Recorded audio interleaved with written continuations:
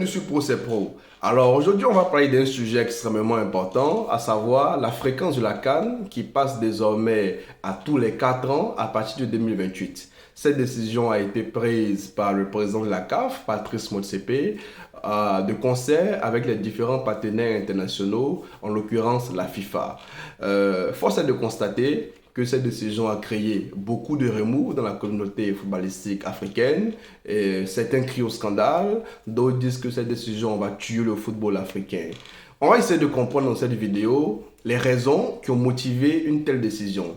On va essayer de comprendre aussi, est-ce que finalement on ne se trompe pas de débat en parlant de fréquence, d'une CAN qui va se jouer chaque 4 ans, chaque 5 ans, chaque 6 ans. Est-ce que ce n'est pas plutôt la période à laquelle la CAN se joue qui pose véritablement problème? Et on va finir en parlant de est-ce que ce n'est pas désormais l'opportunité pour le football africain d'investir sur le championnat local, sur les championnats locaux? Voilà un peu ce qu'on va aborder dans cette vidéo. Alors, dans un premier temps, il faut essayer de comprendre que cette décision est le fruit d'une longue discussion qui date des années 2000. Depuis les années 2000, la FIFA fait énormément de forcing pour que les compétitions continentales s'alignent sur l'agenda international. Ce qui veut dire qu'elles doivent se dérouler tous les 4 ans, comme c'est le cas de l'Euro, et qu'elles doivent se dérouler après les championnats internationaux, généralement les championnats européens. Voilà ce que la FIFA essaie de pousser depuis les années 2000. Et il faut dire que la plupart des grandes compétitions internationales se sont alignées. L'Euro, ça a toujours été le cas, généralement le cas. La Copa América, ça a été le cas récemment, depuis 2021. Et la CAF qui finalement a cédé en 2025. Ça, c'est ce qu'il faut comprendre.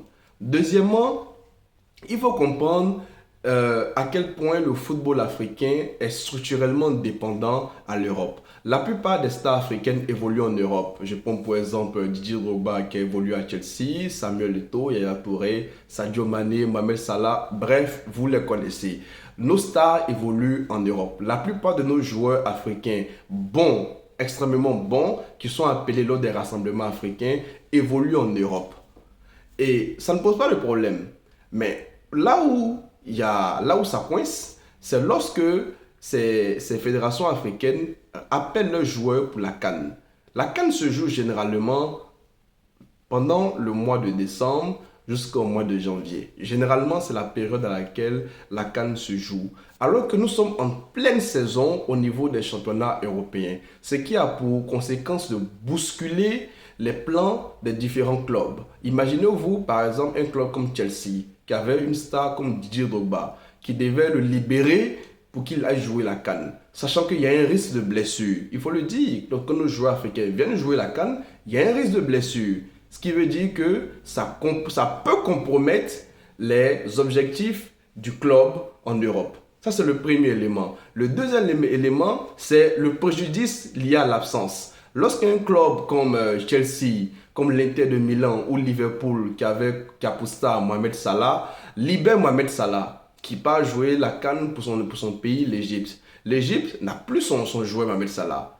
Et pour une équipe qui joue la Premier League, qui joue pour le titre, qui va se battre comme Manchester City contre Arsenal et qui n'a pas son joueur star, ça peut lui causer des préjudices. Voilà d'où les frictions sont parties. Et il faut reconnaître qu'elles sont légitimes. Il faut reconnaître en toute conscience que ces plaintes de la part des clubs sont légitimes. Parce qu'aujourd'hui, la CAN est la seule compétition qui interrompt une saison d'un club européen. C'est la seule compétition. Et ça me permet de rebondir sur la Copa América. La Copa América a le même schéma que la CAN. Je m'explique. La plupart des joueurs côté sud-américains évoluent en Europe. Par exemple, Messi, qui évolue maintenant aux États-Unis, mais qui a toujours évolué au Barça. Di Maria, Paredes, Neymar, j'en passe. La plupart des stars sud-américaines évoluent en Europe, dans leur prime. Mais ça n'a jamais posé de problème, dans la plupart des cas, avec les sélections sud-américaines. Pourquoi? Eh bien, parce que la Copa América se joue très souvent, pour ne pas dire ça s'est toujours fait en été, c'est-à-dire après les saisons européennes. Donc, il n'y a vraiment jamais eu de conflit entre le calendrier des clubs et le calendrier de la Copa América. Donc, après les championnats, les clubs mettent à disposition des fédérations sud-américaines leurs joueurs pour qu'ils puissent jouer la Copa América. Même si, la Coupe América, c'est tantôt joué chaque 2 ans, chaque 3 ans, et c'est que récemment qu'elle a décidé de se jouer chaque 4 ans. Donc, là, vous voyez que la fréquence n'a pas vraiment de problème, n'est pas vraiment un problème. C'est plutôt la période dans laquelle la compétition se déroule. Ça me fait revenir sur la CAN. La CAN, pourquoi ne se joue pas en été, comme c'est le cas de l'Euro ou de la Copa América? Dans la plupart des pays africains, dans cette période, le climat n'est pas adéquat pour la compétition. Alors, il peut soit fait très chaud ou ça peut être la saison des pluies. Donc, il a été décidé depuis très longtemps que la CAN allait se jouer pendant la période de décembre à janvier. C'est la période idéale pour jouer au football en Afrique. Moi, je dis, il n'y a pas de souci. Mais il faut aussi comprendre que les clubs européens et les instances européennes ont des intérêts à la fois économiques, à la fois sportifs, et qu'il est tout à fait légitime qu'elles défendent ces intérêts. Elles ne font pas dans la charité, et nous non plus on ne fait pas de la charité. Donc ces intérêts finalement rentrent en opposition. Et au bout d'un certain dialogue, il a été décidé que ça allait se jouer chaque 4 ans. Mais si vous avez compris le développement que je viens de faire, vous allez comprendre que finalement, ces 4 ans, cette fréquence ne résout pas vraiment le problème. Puisque même si la CAN se joue chaque 4 ans, eh bien, elle va toujours se jouer dans la même période, décembre à janvier. Donc, cette période de 4 ans aura pour but de faire un pas vers le club en disant, quand bien même on maintient la période où la CAN se joue, en interrompant votre saison, on décide de réduire la fréquence en réduisant aussi l'absence de vos joueurs. Ce qui veut dire que plutôt que d'appeler nos joueurs chaque 2 ans désormais, on va le faire chaque 4 ans. C'est un pas en avant vers le club. Et je trouve que c'est un compromis raisonnable. C'est vrai, il est dommage pour le football africain parce que la CAN, c'est un peu notre bébé, c'est un événement culturel, c'est pas que sportif, c'est l'occasion pour les pays d'affirmer leur identité, c'est vraiment une réunion entre Africains, un moment de gaieté, un moment où on se charrie entre pays, la Côte d'Ivoire, Cameroun, la belle famille, Sénégal, Mali, ainsi de suite, ainsi de suite. C'est vraiment une belle fête. Mais il faut reconnaître qu'il y a des enjeux géopolitiques, économiques et d'autres. Donc, c'est un pas en avant et moi, je le respecte. Cela dit, pour moi, c'est l'occasion de se poser les bonnes questions.